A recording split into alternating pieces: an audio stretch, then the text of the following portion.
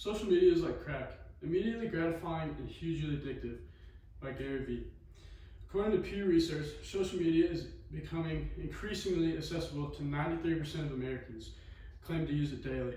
A median of 72% of the world says they use at least one social media site. That being said, it is safe to assume that many of you in this room currently use social media application. And social media higher across the Pacific region, 69% median.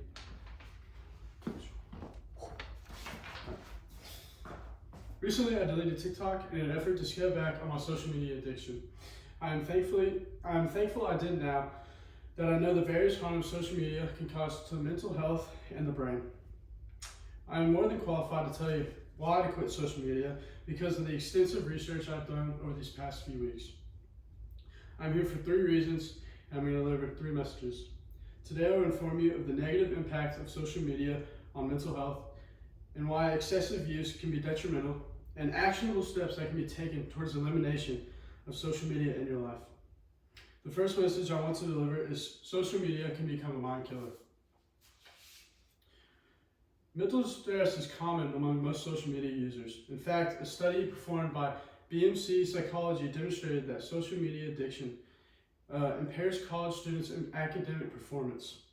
A self-report questionnaire comprising Labowitz Social Anxiety Scale deducted that social media addiction and academic engagement function as repeated mediators between social anxiety and academic performance. The continual use of social media can negatively impact the conscious mind. Moreover, a significant reduction in social media usage can almost immediately reduce one's anxiety levels. A current study done by 3 Northern Michigan professors examined the excessive use of social media and news applications, and they correlated to anxiety.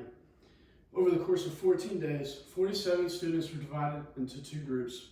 One group was instructed to keep using social media and news applications during the first week, and while the second group were instructed to cease all use of social media and news applications.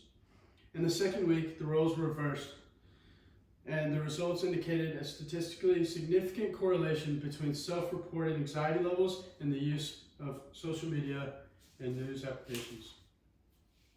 As a college student, it is scary to realize that an application I use every day can slowly deteriorate my brain.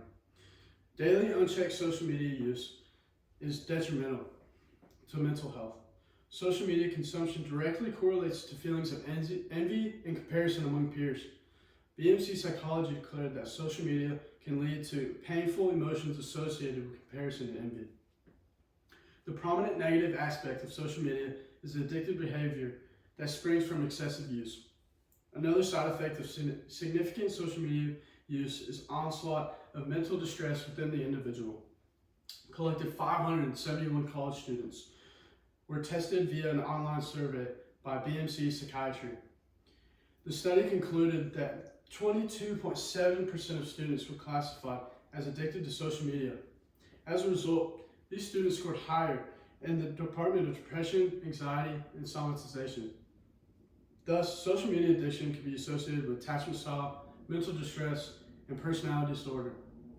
In light of these findings, therapeutic interventions for social media addiction ought to be created and put into practice. The elimination of social media.